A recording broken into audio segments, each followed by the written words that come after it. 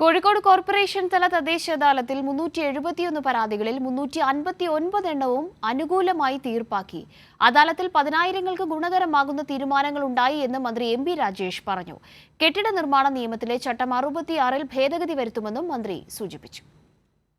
Kozhikode corporation അദാലത്തിൽ വന്ന ചില പരാതികൾ സംസ്ഥാനത്തിനാകെ ബാധകമാകുന്ന വിധത്തിൽ പൊതു തീരുമാനം കൈക്കൊള്ളാൻ വഴി തുറന്നതായി മന്ത്രി എം.പി. രാജേഷ് പറഞ്ഞു.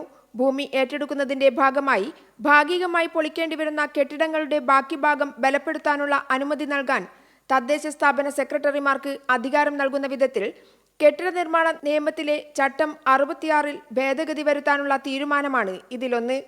തദ്ദേശ സ്വയംഭരണ വകുപ്പുമായി ബന്ധപ്പെട്ട പുനരധിവാസ പദ്ധതികളിൽ ഗുണഭോക്താവ് മരിച്ചാൽ അവകാശിക്ക് രേഖകളുടെ അടിസ്ഥാനത്തിൽ ഭൂമി കൈമാറാമെന്ന പൊതു തീരുമാനം കൈക്കൊള്ളുന്നതിനും അദാലത്ത് വേദിയായതായി മന്ത്രി പറഞ്ഞു.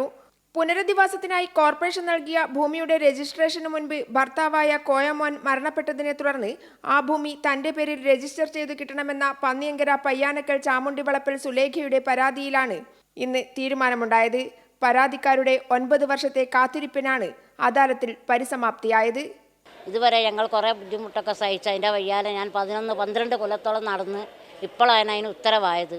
അതിനെക്കൊണ്ട് ഇപ്പം വളരെ സന്തോഷമുണ്ട്. തിരിച്ചടക്കാനാവാത്ത ഭവന വായ്പയുടെ പലിശയും കൂട്ടുപലിശയും ഒഴിവാക്കി ചെലവൂർ മുണ്ടയ്ക്കൽ താഴത്തെ പി ബാബുവിന്റെ പരാതിയിലും തീരുമാനമുണ്ടാക്കി. കോഴിക്കോട് കോർപ്പറേഷൻ തല തദ്ദേശ അദാലത്തിൽ 371 പരാതികളിൽ 359 എണ്ണവും അനുകൂലമായി തീർപ്പാക്കിയിട്ടുണ്ട്.